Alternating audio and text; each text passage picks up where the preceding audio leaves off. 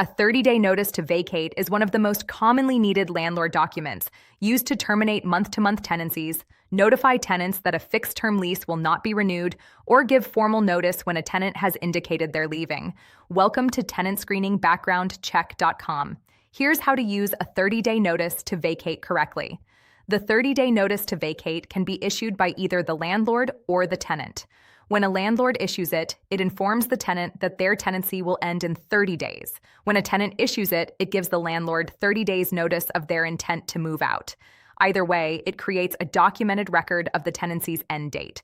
Most states require at least 30 days notice to terminate a month-to-month tenancy, though some require more and the specific rules vary.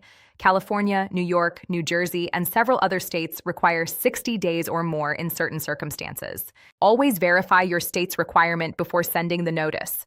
The notice should clearly state the date of the notice, the date on which the tenancy will end, and be signed by the issuing party.